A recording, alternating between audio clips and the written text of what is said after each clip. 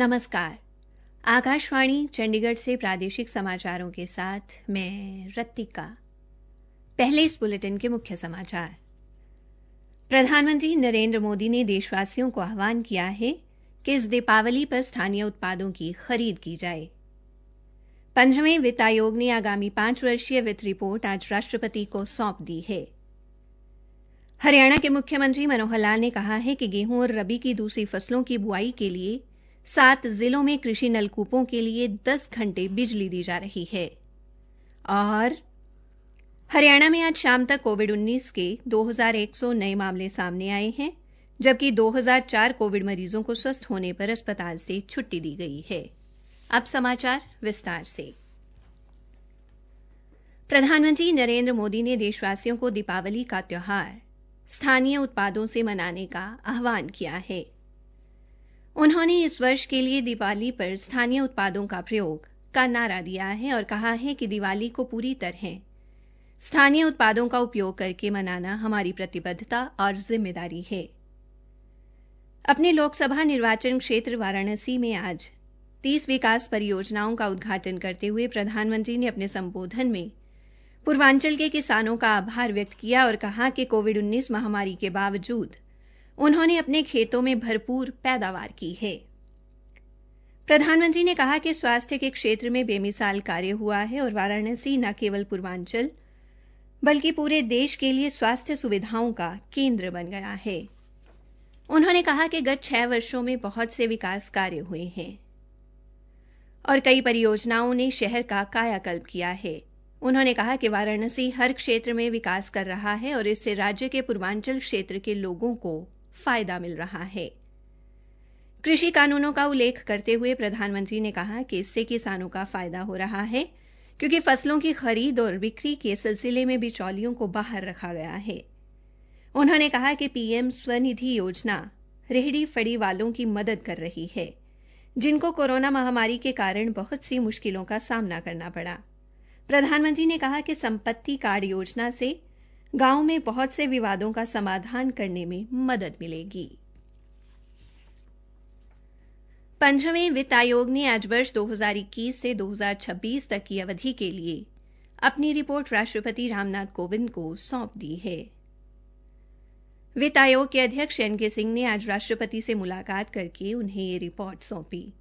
ये रिपोर्ट केंद्र और राज्य सरकारों, स्थानीय प्रशासन, पिछले वित्त आयोग के अध्यक्ष और सदस्यों, वित्त आयोग की सलाहकार परिषद एवं विशेषज्ञों व जानी मानी शैक्षिक संस्थाओं और बहुपक्षीय संस्थाओं के प्रमुखों के साथ व्यापक विचार विमर्श के बाद तैयार की गई है। वित्त आयोग रिपोर्ट की एक प्रति प्रधानमंत्री को भी भेंट करेगा।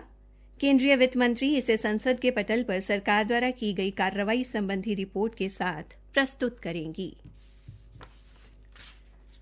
हरियाणा के मुख्य सचिव विजय वर्धन ने कहा कि चंडीगढ़ बद्दी रेलवे लाइन के लिए हरियाणा में पड़ने वाली 77 हेक्टेयर क्षेत्र भूमि की अधिग्रहण प्रक्रिया मार्च 2021 तक पूरी करके ये भूमि रेलवे मंत्रालय को हस्तांतरित कर दी जाएगी।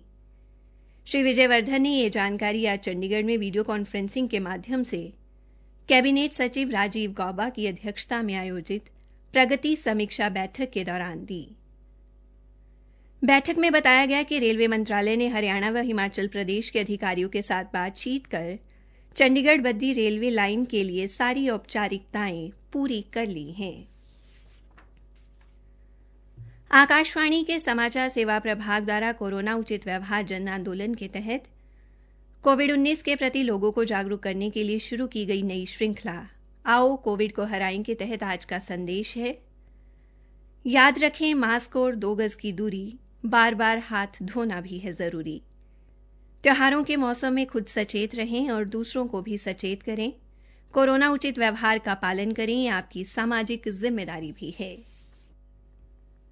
हरियाणा के मुख्यमंत्री मनोहर लाल ने कहा कि सरकार किसान हित का हर निर्णय तत्परता से ले रही है।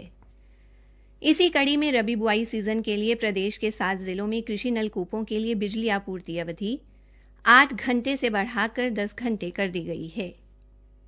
चंडीगढ़ में मीडिया से बातचीत में उन्होंने कहा कि इसके साथ ही बाजार में चीनी के भाव पर्याप्त न होने के बावजूद किसानों की मांग पर गन्ने का भाव 10 रुपये प्रति क्विंटल बढ़ाने का निर्णय लिया गया है और अब ये भाव 340 रुपये प्रति क्विंटल से बढ़कर 350 रुपये प्रति क्विंटल हो गया है, जो देश में सर्वाधिक है। एमबीबीएस की फीस बढ़ाने के संबंध में पूछे गए प्रश्न के उत्तर में मुख्यमंत्री ने स्पष्ट किया कि एमबीबीएस की फीस पहले 60,000 रुपये प्रति वर्ष थी, उसे बढ़ाकर 80,000 रुपये प्रति वर्ष किया गया है।